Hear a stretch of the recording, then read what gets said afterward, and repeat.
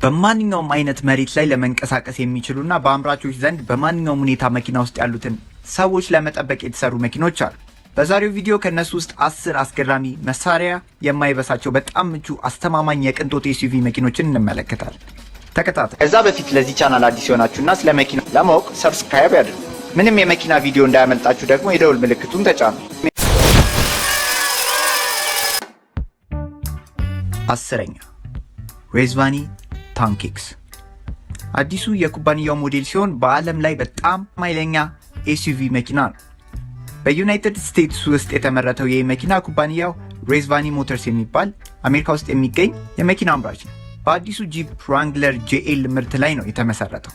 ርዝመቱ 5 ሜትር እና ክብደቱ ደግሞ 2 ቶን ወይም 2000 ኪሎ ግራም ነው። ለአራት ተሳፋሪዎች የሚሆን ቦታ ያለው ሲሆን ለደህንነትና ለምቾት ተብሎ የተሰራ መኪና ነው። 1000 ሆርስ ፓወር ያለው ሞተር ሲኖረው በሰዓት 260 ኪሎ ሜትር ከፍተኛ ፍጥነቱ። እናም ይህ መኪና ሙሉ በሙሉ ቡሌት ፕሩፍ ነው። ግን እንደ ሰው ፍላጎት ብዙ አይነት አማራጮች ስላሉ ከዛ መርጦ መግዛት ይችላል። ዋጋው ከ295,000 የአሜሪካን ዶላር ጀምሮ ነው። እንደምትመርጡት ኦፕሽን ዋጋው እየጨመረ ይሄዳል። 9ኛ ካርማን ኪንግ በዓለም ላይ በጣም ውዱ የቅንጦት ኤስዩቪ ነው። በጣሊያን ውስጥ የተሰራው ይህ መኪና ቻሲውን የወሰዱት ከፎርድ F550 ፒክአፕ ትራክ ነው። ርዝመቱ 6 ሜትር ሲሆን ክብደቱ 6 ቶን ነው። እንደ አሸዋ ያሉ አስቸጋሪ ቦታዎችን በቀላሉ ማለፍ ይችላል። 367 ሆርስ ፓወር ሲኖረው በሰዓት 140 ኪሎ ሜትር መጓዝ ይችላል። ለ7 ተሳፋሪዎች የሚሆን ቦታ ነው ያለው። በርካታ የቅንጦት ዝርዝሮችን የያዘ ሲሆን መሳሪያዎችና የጦር ትጥቁ ከስተማይዝድ መደረግ ይችላል። መነሻ ዋጋው ወደ $2 ሚሊዮን ይጠጋል።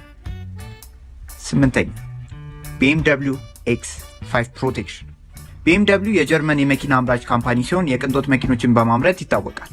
ይህ መኪና 4.9 ሜትር ርዝመት ያለውና 3.2 ቶን ክብደት ያለው መኪና ነው። ደረጃውን የጠበቁ የታጠቁ ተሽከርካሪዎችን ፍላጎት ለማሟላት ያመረተው አዲስ ሞዴል 530 ሆርስ ፓወር ሲኖረው በሰዓት 210 ኪሎ ሜትር ከፍተኛ ፍጥነቱ። ከ0 እስከ 100 ኪሎ ሜትር በሰዓት በ5.9 ሰከንድ ውስጥ ይደርሳል። ለአራት ተሳፋሪዎች የሚሆን ቦታ ያለው ሲሆን ውስጡም ከፍተኛ ጥንካሬ ባለው ብረት የተሸፈነ ነው። ጎማዎቹ ቢተነፍሱ እንዲሄዱ ተደርገው ነው የተሰሩት። በVR6 አርመርድ የታጠቁ መኪኖች ናቸው። 7ኛ ቶዮታ ላንድ ክሩዘር 200 ሲሪስ እንደ አሸዋ ወይም ጭቃ ያሉ አስቸጋሪ ቦታዎችን በቀላሉ ለመጓዝ ታስቦ በሩሲያው ስፔሻሊስት ኩባንያ ሪታ ሞተርስ የተሰራው ይህ መኪና እንደሚታወቀው ከጃፓኑ ቶዮታ ኩባንያ የመጣ መኪና ነው። ርዝመቱ 5 ሜትር ሲሆን አርመርድ ፓርቱን ሳይቆጠር 3.3 ቶን ይመዝናል። በአጠቃላይ ለ5 ተሳፋሪዎች ቦታ አለው።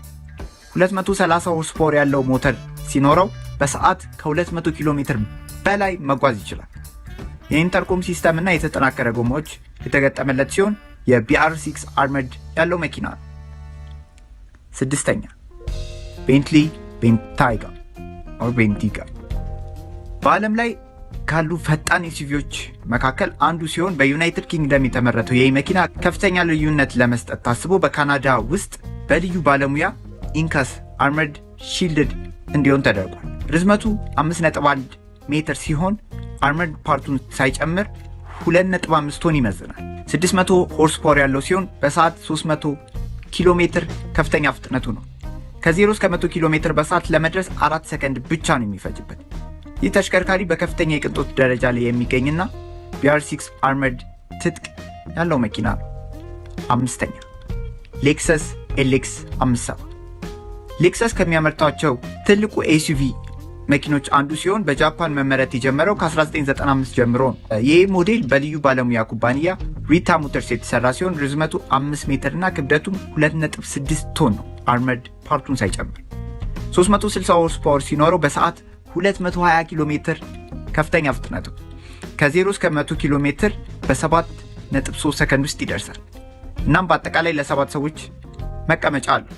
ምንም እንኳን መኪናው ላይ ጉዳት ቢደርስበትም ጎማው ተንፍሶ መንዳት እንዲችሉ ተደርጎ ነው የተሰራው እና የBR6 አርመርድ ትጥቅ እዚህ መኪና ላይ አለ።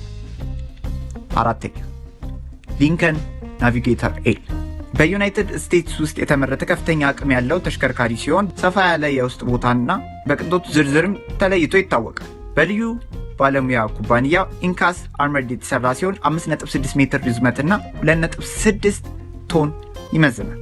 እንደ መደበኛው 450 ሆርስ ፓወር ሲኖረው በሰዓት 252 ኪሎ ሜትር ከፍተኛ ፍጥነቱ ነው። ከ0 እስከ 100 ኪሎ ሜትር በሰዓት በ5.9 ሰከንድ ውስጥ ይደርሳል። 10 ስፒድ አውቶማቲክ ማርሽ ያሉት ሲሆን ለ7 መንገደኞች በቂ ቦታ አለው። በተጠናከረ ጎማዎችና BR6 ደረጃ ትጥቅ የታጠቀ መኪና ነው። ሶስተኛ ሬንጅ ሮቨር አውቶባዮግራፊ። በዩናይትድ ኪንግደም የተሰራው ይህ ተሽከርካሪ በአስደናቂ ጥንካሬው የሚታወቅ ሲሆን ርዝመቱ 5.2 ሜትር እና ክብደቱ 2.2 ቶን፣ በጣም ሰፊ የውስጥ ክፍል ነው ያለው። 518 ሆርስ ፓወር እና በሰዓት 225 ኪሎ ሜትር ከፍተኛ ፍጥነቱ። እንደ መደበኛው ሬንጅ ሮቨር አውቶባዮግራፊ ከ0 ወደ 100 ኪሎ ሜትር በሰዓት ለመድረስ 5.4 ሰከንድ ብቻ ነው የሚፈጅበት። ሙሉ በሙሉ የተጠበቀና የBR6 ደረጃ ትጥቅም አለው። ሁለተኛ መርሴዲስ G63 AMG።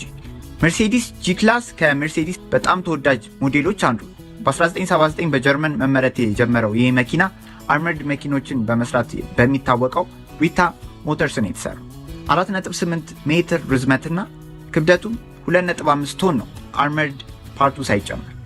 544 ሆርስ ፓወር ሲኖረው በሰዓት 220 ኪሎ ሜትር ከፍተኛ ፍጥነት ላይ ሊደርስ ይችላል። ከ0 ወደ 100 ኪሎ ሜትር በሰዓት በ5.4 ሰከንድ ውስጥ ይደርሳል። ሙሉ በሙሉ ከጦር መሳሪያ የተጠበቀ ሲሆን BR6 ደረጃ ያለው ትጥቅ ነው ያለው። አንደኛ ሴንትሪ ሲቪሊያን 2020 እንደ ስዋት ቲም ያሉ ልዩ ኃይሎች የሚጠቀሙት ተሽከርካሪ ነው። ኢንካስ አርመርድ የሰራው ይህ መኪና በፎርድ F550 ቻሲ ላይ በመነሳት የተሰራ መኪና ነው። ይህ ተሽከርካሪ 6 ሜትር ርዝመትና 330 ሆርስ ፓወር አለው። በአስቸጋሪ ቦታ ላይ ባለው ጥሩ አፈጻጸምና አያያዝ ተለይቶ ይታወቃል። በአጠቃላይ ለ6 ሰዎች መቀመጫ ሲኖረው ሰፊና ምቹ የሆነ የውስጥ ክፍልም አለው። ደረጃውን የጠበቀ የታጠቁ ጎማዎችን አካተውበታል። BR6 ደረጃ ያለው ትጥቅ ነው ያለው። ኢትዮጵያ ውስጥ እንደዚህ አርመርድ የሆኑ ወይም ጥይት የማይበሳቸው መኪኖች ያሉት በጣም ጥቂት ናቸው። እኔ እስከማውቀው 2 መኪኖችን ነው። አንዱ የዶክተር አብይ ኒሳን ፓትሮል መኪና ነው።